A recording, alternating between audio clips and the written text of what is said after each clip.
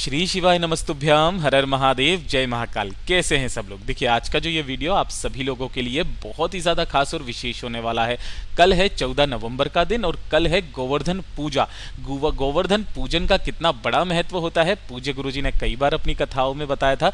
ये जो पूरा कार्तिक मास का महीना है, भगवान श्री हरिनारायण विष्णु जी को ही समर्पित होता है। और भगवान श्री हरिनारायण विष्णु जी का जो सबसे सुंदर स्वरूप है, सबसे सुंदर अवतार है, वो है भगवान श्री कृष्णा जी का। और कृष्णा जी के नाम से ही, कृष्णा जी के अवतार में ही इस गोवर्धन पूजन की शुरुआत हुई थी। उसकी पूरी कथा बताऊंगा, किस तरीके से गोवर्धन पूजन किया जाता है, किस समय पर किया जाएगा, शुभ मुहूर्त क्या है, अन्नकूट जो इस दिन निश्चित है बनाना सबसे ज्यादा शुभ रहता है, वो किस तरीके से बनाया जाता है।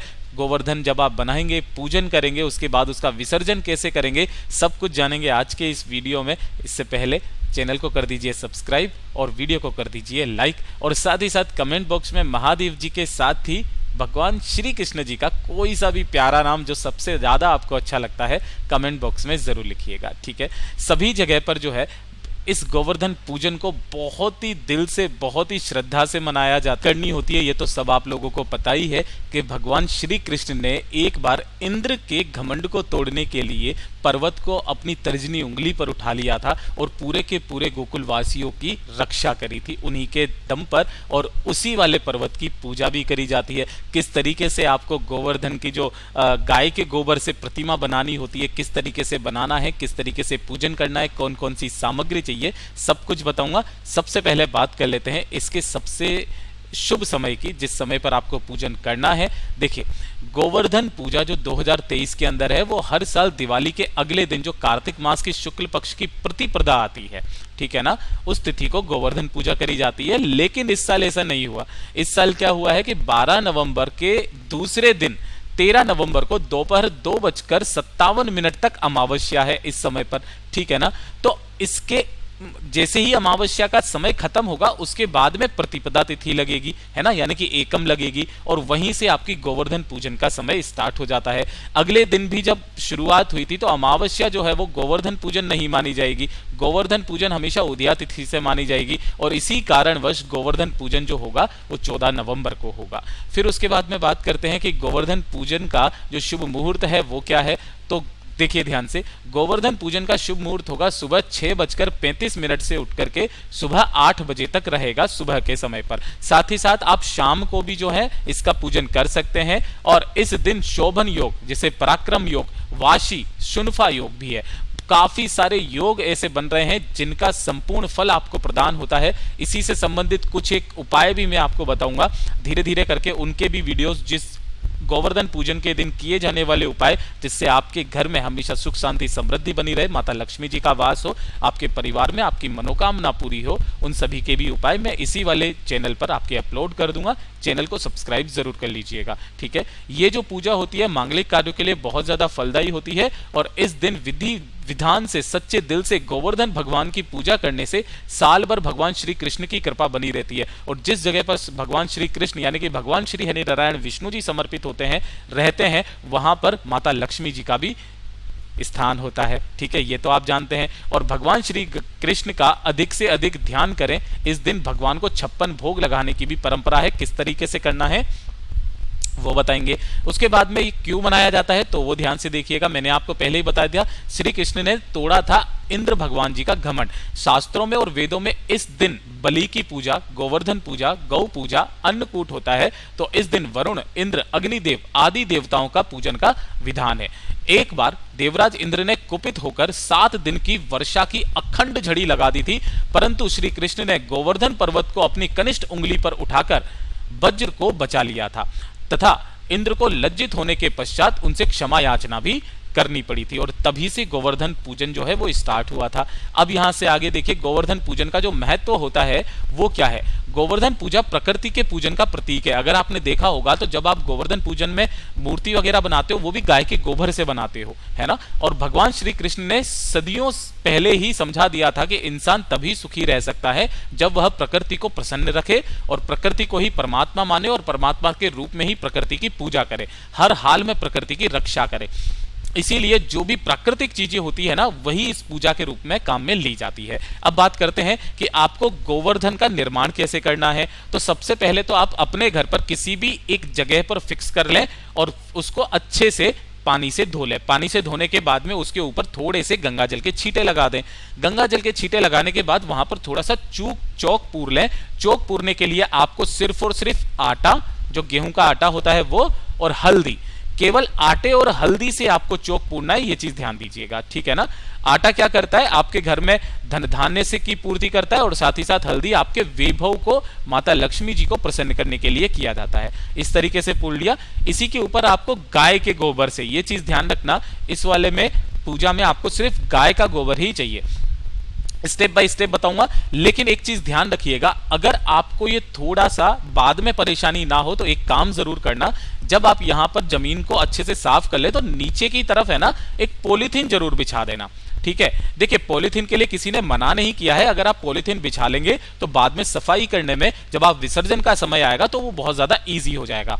तो उसके लिए आप पहले पॉलीथीन बिछा लें, उसको अच्छे से पानी से साफ कर लें, उसके ऊपर चौक पूर लें, और उसी के ऊपर आपको गाय के गोबर से सबसे पहले इस तरीके की परिक्रमा, वो इस तरीके का चित्र बनाना है, जैसे कि गाय के गोबर को रखते चले जाएं। सबसे पहले सर बना लें, उसके बाद में ये जो धड़ होता है इसे बना लें, और उसी के पश्चात आपको दोनों पैरों को कुछ इस तरीके से, देखिए सब लोग अलग अलग तरीके से बताते हैं, मैं आपको एक सिंपल तरीके से बताता हूं कि अगर आप गोवर्धन की पूजा करते हो, कुछ किसी भी चीज का एक नियम बनाते हो ना, तो उसे पूरे सच्चे दिल से और बहुत अच्छे से किया कीजिए। ऐसा नहीं है कि लो भैया आज तो करना है, कि हमने करना है जिसे कर लो, ऐसा नहीं करो। तो पूरा दिल से करो, और दिल से करने पर ही आपको उसका संपूर्ण फल प्रदान होता है, ठीक है। तो इसीलिए जब भी आप गोवर्धन का निर्माण करें ना, तो पूरे सच्चे दिल से करें, पूरे तन मन धन से करें, अच्छे से करें। आपको इस तरीके से ये दोनों जो पैर हैं, हर साल ही हमारे यहाँ पर जो है वो अलग अलग तरीके से बनाते हैं, मैं आपको उनके भी फोटो बताऊंगा। ये दोनों हमने पैर बना लिए।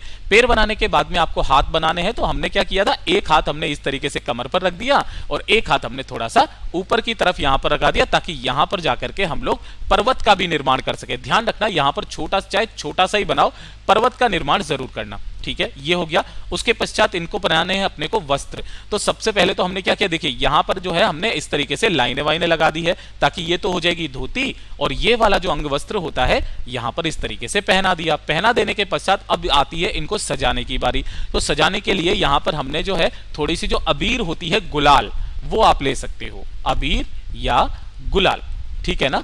आप इसे ले सकते हो, अलग अलग रंग की ले लें। तो सबसे पहले तो हमने यहाँ पर कमरबंदी पर कमर कसनी कर दी, और उसके पश्चात देखिए यहाँ पर हमने थोड़ी सी पहले लाइनें कर ली थी, ताकि आपको किस किस जगह पर लगाना है पहले से ही पता चल जाए। और इस तरीके से आप थोड़ा थोड़ा जैसा आप बनाना चाहो, जैसा आप सुंदर करना चाहो, वैसा आप जरूर कर लेना, और अंत में जाकर के ये कुछ ऐसा दिखेगा। अब बात आती है ये सफेद सफेद क्या है, तो ध्यान से देखना कि इस पूरे पूजन में जो सबसे ज्यादा महत्व होता है वो होती है एक तो खीले और बताशे जो होती है, खीले और बताशे। मैं अभी चित्र भी आपको बता दूंगा क्या क्या चाहिए। तो आपको खीले बताशे लेनी है, और खीले से हम लोग इस तरीके से इसको सजाते हैं, ताकि जो गोवर्धन का निर्माण हो बहुत सुंदर लगे। इस तरीके से गले में उनका हार भी होना चाहिए, सिर पर भी, यहाँ पर पगड़ी भी हम लोग बनाएंगे, सब कुछ बनाएंगे, पूरे दिल के साथ आपको करना है। और अंत में जाकर के कुछ इस तरीके से आपको गोवर्धन का निर्माण करना है। सबसे मेन चीज ये रहती है कि यहां पर अभी तक हमने पर्वत का निर्माण नहीं करता, आपको पर्वत का निर्माण निश्चय रूप से करना है, ये चीज ध्यान रखना। यही होता है गोवर्धन पर्वत, ठीक है।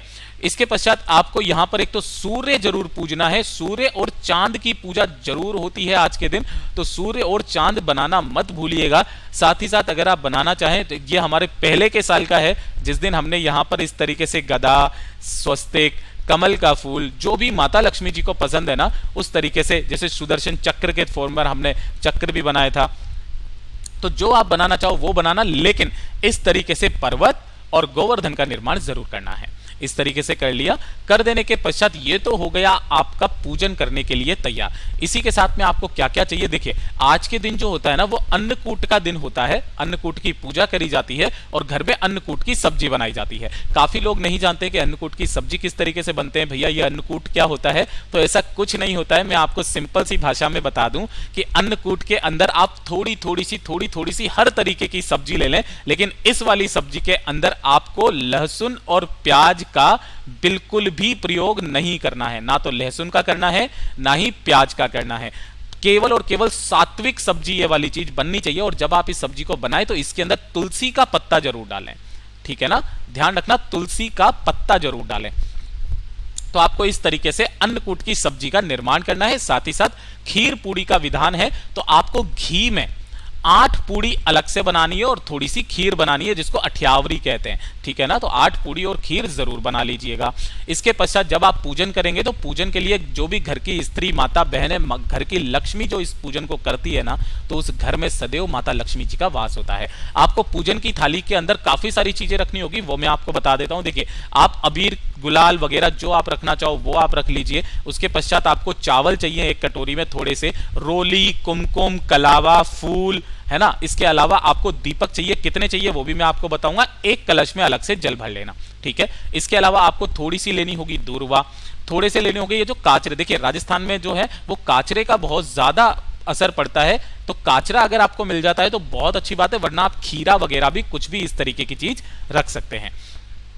इसी के अलावा मैंने आपको बताया था खील और बताशे का बहुत बड़ा महत्व है। ये होती हैं खीले और ये होती है चीनी के बताशे, इन्हें आप ले लें। साथ ही साथ आपको तैयार करना होगा क्या, पंचामृत। अब पंचामृत कैसे तैयार किया जाता है वो मैं आपको बता देता हूं। देखिए, थोड़ा सा आपको दही लेना है, थोड़ा सा आपको गौ माता का कच्चा दूध लेना है, थोड़ा सा आपको घी लेना है, और मिश्री अगर मिल जाए तो बहुत अच्छी बात है, वरना आप इस जगह पर शक्कर यानी कि चीनी भी काम में ले सकते हैं, थोड़ा सा शहद ले लीजिए, ठीक है। इन पांचों को जब आप मिलाएंगे तो ये पंचामृत बन जाता है। तो आपको पंचामृत तैयार करना है। कान्हा जी को सबसे ज्यादा जो पसंद है वो है माखन, तो आपको थोड़ा सा माखन भी लेना है। और पूज्य गुरु जी ने बताया कि इस वाले पूजा के दौरान आपको 5 या फिर 7 दीपक तैयार करने हैं। सारे के सारे जो दीपक होंगे ना वो गौ माता के घी के होने चाहिए, ये चीज ध्यान रखना। और सभी के अंदर इस बार गोल बाती लगेगी। कौन सी लगेगी, गोल बाती लगेगी। इसी के साथ में आपको चाहिए होंगे तुलसी के पत्ते, तो जितने हो सके उतने ले लेना, ज्यादा भी लेने की जरूरत नहीं है, 11 तक में आपका काम हो जाएगा। इस तरीके से तुलसी के पत्ते ले लेना। इसके अलावा हल्दी, कुमकुम, जो भी पूजन की सामग्री है ना वो आपको लेने हैं। साथ ही साथ माता लक्ष्मी जी की जो पसंदीदा चीजें हैं जैसे कि फूल हो गए, फल हो गए, ये तो आपको लेने ही लेने। कमल गट्टा है ना, कमल गट्टा, हल्दी की गांठ, हल्दी की गांठ, कोड़ी ले लेना, जो आपने पूजन में रखी थी वही वाली कोड़ी ले सकते हो। गोमती चक्र हो तो गोमती चक्र ले लेना, क्योंकि हमने जो आपको पहले दिवाली पूजन के समय बताया था, तो जो गोमती चक्र वहां पर है, कोड़ी है, उन्हें भी आप काम में ले सकते हैं। जो आप लोटे में जल लोगे ना तो आपको 2 लोटे में लेना है। एक लोटे में जल भर करके आपको इसके अंदर डाल देना है थोड़ा सा गंगा जल, ठीक है ना। और एक लोटे में शुद्ध जल भर लेना है बस, है ना। और इसके अंदर डाल देने हैं तुलसी के पत्ते, है ना। कितने भी डाल सकते हो, लेकिन जो संख्या रखोगे वो कैसे, 5 या फिर 7 या फिर 11, इस तरीके से आप तुलसी के पत्ते डाल देना। तो ये तो होगी पूरी की पूरी पूजन सामग्री। साथ ही साथ जो सबसे महत्वपूर्ण चीज होती है कि जो झाड़ू की सीखें होती है, बेसिक वो झाड़ू की सीखें नहीं होती है, वो होती है कुशा, ठीक है। कुशा नहीं मिलती है तो झाड़ू की जो सीखें होती है ना, आपको फूल झाड़ू की, वो इस तरीके से यहां पर लगाने के लिए ले लेनी है। इन्हें बहुत ज्यादा शुभ माना जाता है। झाड़ू को एक तरीके से लक्ष्मी का अवतार ही माना जाता है, ये चीज ध्यान दीजिएगा, ठीक है ना। तो ये काम जरूर कर लेना। अब आपको पूजन किस तरीके से करना है वो मैं आपको बता देता हूं। सबसे पहले तो जो आपने यहां पर चौक पूरा है, इसी चौक पूरने पर ही आपको सारी की सारी पूजन करना है। पूजन करने के लिए आपको क्या क्या करना है, ध्यान से सुनिएगा। सबसे पहले तो आपने एक कलश में जिसके अंदर आपने तुलसी का पत्ता डाला था ना, उसी तुलसी के पत्ते में एक फूल आपको हाथ में लेना है, उस फूल को डुबोना है। और उस फूल को डुबोने के पश्चात आपको सब जगह पर छींटे मारने हैं, यानी कि इन्हें आपको स्नान करा देना है। स्नान कराने से पहले आपको थोड़ा सा संकल्प लेना जरूरी होता है। हर एक चीज के लिए जब भी आप किसी भी पूजा को करें संकल्प लेने। संकल्प लेने के लिए आप क्या करेंगे, एक हाथ के अंदर थोड़े से चावल और एक फूल लेकर के आपको संकल्प लेना है कि मैं आपकी पूजन कर रही हूं, इस पूजन में कोई गलती हो तो क्षमा करें, हमारे घर में हमेशा विराजमान रहे, घर में हमेशा खुशियां आए, जैसी आपको कामना करनी है वैसी कामना करना, मैं पूरे दिल से आपकी पूजा करूंगी और हर साल इसी तरीके से करूंगी। ऐसी आपको संकल्प लेकर के और उन चावल और एक फूल को जो है गोवर्धन पर ही समर्पित कर देना है। उसके पश्चात आपको फूलों से छींटे मारने हैं। छींटे मारने के पश्चात आपको क्या करना है कि जो तिलक होता है रोली और कुमकुम से सब जगह पर आपको तिलक करना है। जो भी आपने यहां पर बनाया है ना, उन सभी का आपको तिलक करना है, कुछ इस तरीके से।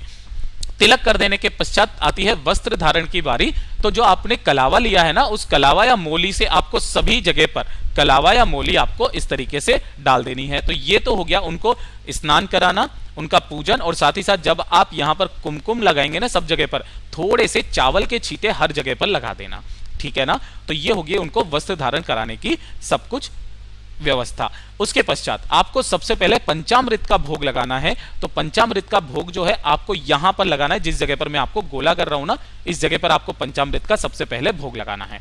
भोग लगा देने के पश्चात आपको क्या करना है, जो भी आपने दूर्वा वगैरह लिया है ना, दूर्वा वगैरह जितना भी सामान लिया है वो आपको यहां पर सब जगह पर समर्पित करते चले जाना है, एक एक करके जितना भी आपने लिया है। सबसे पहले आपको जो है, जैसे ही आपने यहां पर समर्पित कर दिया, समर्पित करने से पहले ही आपको जो 5 या 7 दीपक आपने लिए हैं, उन 5 या 7 दीपकों को प्रज्वलित कर देना है ना। प्रज्वलित कर देने के पश्चात ही आपको यहां पर भोग लगाना है। भोग लगाने के पश्चात सारी सामग्री को आपको यहां पर समर्पित कर देना है। समर्पित कर देने के पश्चात आपको फिर से वापस जो एक लोटा जल जो लिया था आपने, जिसके अंदर आपने तुलसी के पत्ते डाले थे, 7 बार आपको इधर की तरफ थोड़ा सा छोड़ना है और 7 बार ही आपको इधर की तरफ थोड़ा सा छोड़ना है। 7-7 बार का क्रम ध्यान दीजिएगा। 7 बार इधर छोड़ना है और 7 बार ही आपको इधर की तरफ में छोड़ना है। छोड़ दिया। छोड़ देने के पश्चात आपकी जो भी कथा होती है इसकी, वो आप कथा सुन लीजिए। जो पूजन आपको करना है या जो आरती आपको उतारनी है वो आप उतार लें। उतारने के पश्चात ही आपको पूजन खत्म करना है। लेकिन एक चीज मैं आपको बताना भूल गया था कि जब आपने पंचामृत का भोग लगाया था ना, उसके पहले आपको अठ्यावरी का भोग लगाना बहुत ज्यादा जरूरी है ना। जल्दीबाजी में मैं भूल गया, मैं आपको बता देता हूं। जब आपने पहले किसका भोग लगाया, पंचामृत का ना, तो पंचामृत के बाद में आपने जो ये अठ्यावरी बनाई है ना, 8 पूड़ी और खीर, ठीक है ना। तो इस पूड़ी के ऊपर ही सभी पूड़ियों को एक के ऊपर एक रख करके बीच में आपको थोड़ी सी खीर रखनी है और इस अठ्यावरी को भी आपको यहीं पर समर्पित कर देना है, ठीक है ना। अठ्यावरी का समर्पित करना बहुत ज्यादा जरूरी होता है। आपको कमलगट्टे वगैरह जो समर्पित करने हैं ना, वो इसी क्रम में करना, या तो 5 या फिर 7 या फिर 11, कुछ इस क्रम में ही आपको हर एक चीज समर्पित करना है। इन नंबरों का भी बहुत बड़ा महत्व होता है हमारे हिंदू शास्त्रों के अंदर। जब आपका पूरा का पूरा पूजन वूजन सब कुछ खत्म हो जाए, है ना, उसके पश्चात आपको यहाँ पर धूप दीप वगैरह जो भी आप लगा करके, जो भी आरती वगैरह करके आप खत्म कर दें, उसको आप खत्म कर दीजिए। लेकिन आपको इसका जो विसर्जन है अभी नहीं करना है। सुबह जब आप कर देंगे, शाम के समय पर आपको इसको सबसे पहले समेटना है। तो उसका विसर्जन करने के लिए आप क्या करेंगे, देखिए मैंने आपको पहले ही यह बता दिया था कि जो भी आप विसर्जन करें उससे पहले यहाँ पर थैली वगैरह लगा देंगे, पॉलीथीन लगा देंगे। तो पॉलीथीन लगाने से क्या होगा कि आप जो है इसका अच्छे से यहाँ से उठा लोगे और आपका जो चोक होगा वो एकदम साफ हो जाएगा। जो भी आप यहाँ से उठाओगे ना, छोटे छोटे से इस तरीके से आप कंडे जो उपले होते हैं ना, इस तरीके से बना ले। और साथ ही साथ यहाँ पर क्या कर ले, इन पर थोड़ा सा डिजाइन वगैरह इस तरीके से बना दे कि आपको पता चल जाए कि हाँ ये गोवर्धन के ही कंडे हैं, ठीक है ना। इस तरीके से आप थोड़े थोड़े से ले करके सभी चीजों को उपले की फॉर्म में कर लें और इन्हें सुखा लें। सुखा देने के पश्चात आप किसी भी पवित्र नदी के अंदर जाकर के इनका विसर्जन कर सकते हैं और आप अपनी जमीन को वापस से इस तरीके से पोंछ लीजिए। पोंछने के पश्चात आप यहां पर एक बार अगर हो सके तो थोड़ा सा चौक पूर करके जरूर आइएगा। आपके घर में सदैव माता लक्ष्मी जी का, भगवान श्री हरि नारायण विष्णु जी का वास होगा। अगर आप इससे संबंधित इस दिन किए जाने वाले उपायों को बारे में बात करना चाहते हैं तो चैनल को सब्सक्राइब जरूर कीजिएगा। अपनी तरफ से अच्छा समझाने की पूरी कोशिश की है। पहली बार मैंने आपके सामने ये वीडियो बनाया है क्योंकि मेरे पास में जो वीडियो बनाने के लिए, जो पूजा के समय पर जो वीडियो बनाने के लिए था वो मैं नहीं कर पाया, इसलिए नहीं बता पाया। अगली बार जब भी मैं बताऊंगा पूरे वीडियो के साथ में ही बताऊंगा। अपनी तरफ से अच्छा समझाने की पूरी कोशिश की। वीडियो अगर अच्छा लगा हो तो लाइक जरूर करना, साथ ही साथ चैनल को सब्सक्राइब जरूर कीजिएगा। मैं आपसे मिलता हूं अगले वीडियो में, तब तक के लिए ओम नमः शिवाय, जय महाकाल, जय शिव शंकर, श्री शिवाय नमस्तुभ्याम।